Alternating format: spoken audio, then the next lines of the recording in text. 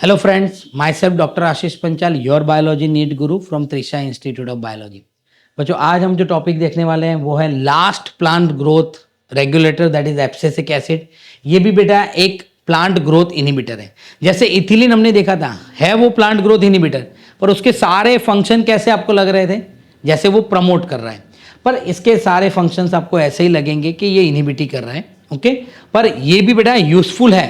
अगर कई बार ऐसा भी सोचते हैं कि भाई इनहिबिटर है तो उसको प्लांट में ज़रूरी क्यों है, तो बेटा वैसे बहुत सारे हार्मोन्स हमारी बॉडी में भी है जो हमारी बॉडी की बहुत सारी इफ़ेक्ट को कम करते हैं। जैसे आपने किडनी वाले चैप्टर में पढ़ा था RAAS, रेनिन रिलीज होता है जब ब्लड प्रेशर कम हो जाता है, और जब ब्लड प्रेशर बढ़ता है तो वो क्या करता है, ANF रिलीज करवाता है जो ब्लड प्रेशर को कम करता है। अब जो चीज़ कम कर रही है उसकी बॉडी में क्यों ज़रूरत है, ऐसा भी क्वेश्चन आता है ना। पर अगर सोचो कि कई बार आपका ब्लड प्रेशर बढ़ गया तो कम करने में भी ज़रूरत है, और कम हो गया तो बढ़ाने की भी ज़रूरत है। यानी नेगेटिव और पॉजिटिव दोनों एस्पेक्ट बॉडी में और प्लांट में, कोई भी लिविंग ऑर्गेनिज्म होता है बेटा, उसमें फीडबैक मैकेनिज्म के लिए दोनों एस्पेक्ट चाहिए। तो यहाँ पर भी ये भी बहुत प्लांट के लिए ज़रूरी है। कैसे ज़रूरी है देखते देखो। It was discovered for the role of regulating the abscission and dormancy.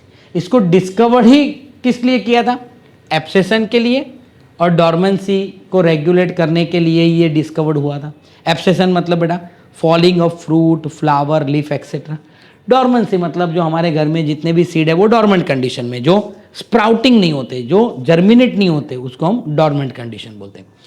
It act as a general plant growth inhibitor. ये क्या है बेटा? प्लांट ग्रोथ को इनहिबिट करता है, and inhibitor of the plant metabolism. Plant के मेटाबॉलिज्म को भी इनहिबिट करता है। It inhibit the seed germination. देखो, इसके पहले इथिलीन में हमने क्या पढ़ा था? वो पीनट सीड में जर्मिनेशन बढ़ाता है, पोटैटो ट्यूबर का स्प्राउटिंग बढ़ाता है। ये क्या करता है? इनहिबिट करता है सीड जर्मिनेशन को, यानी सीड जर्मिनेट नहीं होने देता। उसका मतलब सीड कहाँ जाएंगे? डॉर्मेंट कंडीशन में, उसको जर्मिनेट होने ही नहीं देगा। अब आपके घर में भी अगर कोई सीड है, उसको आप स्प्राउटिंग करने के लिए रख दो तो 2-3 दिन में वो स्प्राउटिंग हो जाते हैं।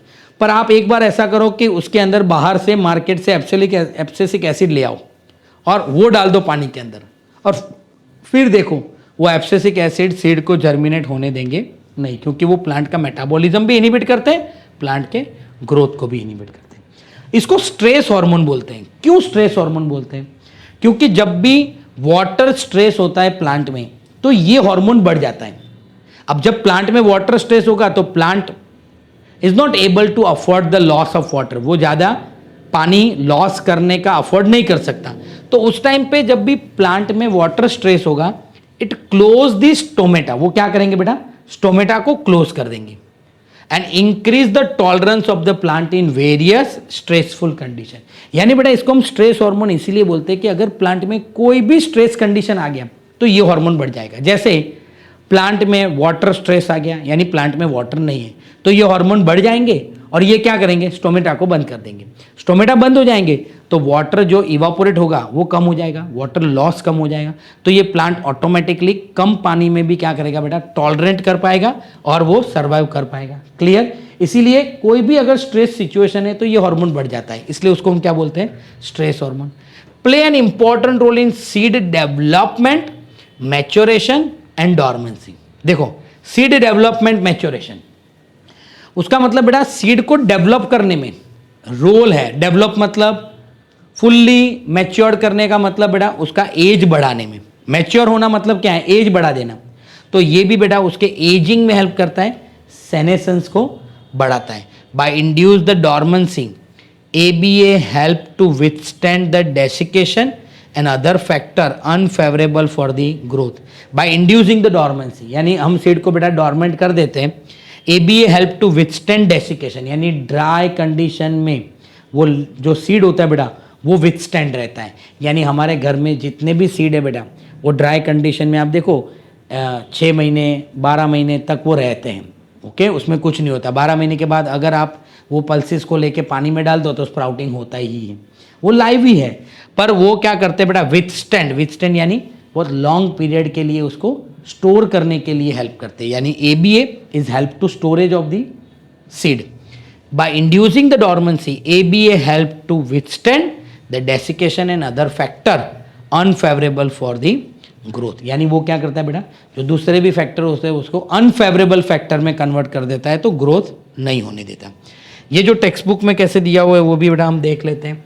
Inhibit the seed germination, closure the stomata in epidermis, so increase the tolerance of the plant in various stressful condition, तो उसको स्ट्रेस हार्मोन बोलते हैं। सीड डेवलपमेंट में हेल्प करते हैं, मैच्योरेशन करने में हेल्प करते हैं, सीड डॉर्मेंसी में हेल्प करते हैं।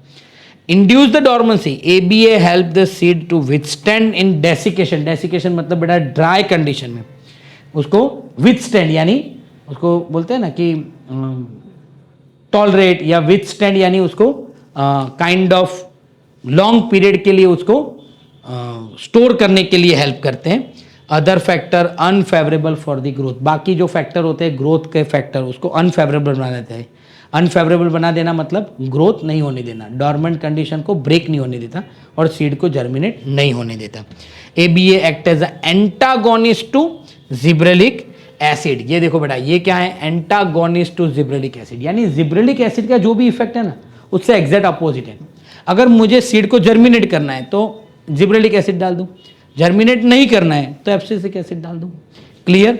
तो ये हो गया बेटा एब्सिसिक एसिड। इसको याद रखने के लिए भी mad close, MAD plant metabolism को इनहिबिट करता है, A मतलब एब्सेशन और डॉर्मेंसी में हेल्प करता है, D मतलब डॉर्मेंसी, A मतलब एब्सेशन। क्लोजर स्टोमेटा को क्लोज करेगा बेटा, अगेंस्ट का मतलब है antagonist to gibberellic acid, okay. और सीड जर्मिनेशन को बेटा वो इनहिबिट करता है। Mad close seed germination against the unfavourable condition, ये दो पे लाइन याद रखो तो उसमें से जितने भी 5-6 पॉइंट है वो आपको याद रह जाएंगे बेटा, ओके। अब जो लास्ट जो एक पैराग्राफ दिया हुआ है टेक्स्ट बुक में वो क्या है बेटा, कि अब तक हमने जो ये PGR पढ़ा, प्लांट ग्रोथ रेगुलेटर जितने भी हमने पढ़े बेटा, वो इंट्रिंसिक फैक्टर है। देखो यहाँ पर क्या है, every phase of the growth, development and differentiation, one or more PGR has play and some role। Plant के ग्रोथ, डेवलपमेंट और डिफरेंशिएशन में कहीं ना कहीं ये PGR का रोल है ही। कंप्लीमेंट्री रोल है, एंटागोनिस्ट है, इंडिविजुअल है, साइनर्जिस्टिक है। कंप्लीमेंट्री यानी हेल्प करता भी है, कई बार वो एंटागोनिस्ट है यानी अपोजिट रोल भी है। साइनर्जिस्टिक रोल है, साइनर्जिस्टिक मतलब बेटा अब मैं आपको बताऊं कि 3 + 5 कितना होना चाहिए, 8 होना चाहिए, पर 3 + 5 अगर 10 हो जाए तो इसको बोलते हैं साइनर्जिस्टिक रोल। यानी A है वो एक इफेक्ट दे रहा है, B है वो एक इफेक्ट दे रहा है, A B को मैं कंबाइन करूं और उसका सम इफेक्ट आए तो उसको हम समेशन बोलते हैं, पर दोनों को कंबाइन करने से ज़्यादा इफेक्ट मिले तो उसको साइनर्जिस्टिक इफेक्ट बोलते हैं। तो ऐसे बहुत सारे हार्मोन हैं बेटा जो एक दूसरे के साथ मिलकर साइनर्जिस्टिक इफेक्ट भी देते हैं। There are number of event in the plant life where more than one PGR play an important role. Plant में ऐसे बहुत सारे इवेंट हैं जिसमें एक से ज़्यादा PGR जो है वो रोल प्ले करता है। Dormancy in the seed bird, ABA का भी रोल है, इथिलीन का भी रोल है, जिब्रेलिक एसिड का भी रोल है। एब्सेशन अब देखो ABA का भी रोल है, जिब्रेलिन का भी रोल है, सेनेसेंस में भी सबका रोल है। अपाइकल डोमिनेंसी, ऑक्सिन का भी रोल है, साइटोकाइनिन का भी रोल है। यानी ये प्लांट के ऐसे इवेंट हैं जिसमें एक से ज़्यादा PGR रोल प्ले करते हैं। Remember that role of PGR is only intrinsic control. PGR क्या है बेटा, इंट्रिंसिक कंट्रोल है, वो प्लांट के अंदर है, जीनोमिक है। बहुत सारे एक्सटर्नल फैक्टर भी प्लांट के ग्रोथ के ऊपर अफेक्ट करेंगे, जैसे टेम्परेचर अफेक्ट करता है तो वो प्रोसेस को हम वर्नलाइजेशन बोलते हैं। लाइट इफेक्ट करता है तो वो प्रोसेस को हम फोटोपेरियोडिज्म बोलते हैं।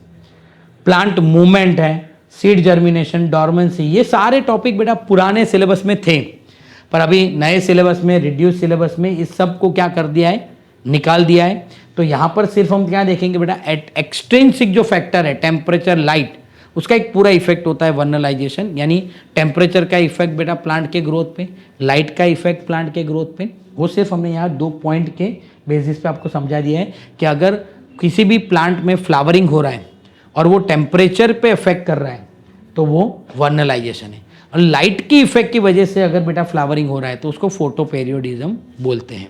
ओके, पुराने सिलेबस में ये सारी चीज़ें डिटेल में थी, यहाँ पर नहीं है, तो यहाँ पर हम यहाँ तक ही अभी रखते हैं। तो ये हो गया बेटा हमारा abscisic acid, and in general abscisic acid, ethylene, और जितने भी पीजीआर है बेटा उसका प्लांट में कैसे रोल है और वो कौन कौन सी प्लांट की इवेंट के ऊपर काम करते हैं। क्लियर? तो बेटा अगर आपको हमारे ये वीडियो पसंद आ रहे हैं तो प्लीज़ हमारी चैनल को लाइक कीजिए, सब्सक्राइब कीजिए और बेल आइकन को प्रेस करना मत भूलिए। Thank you, have a good day.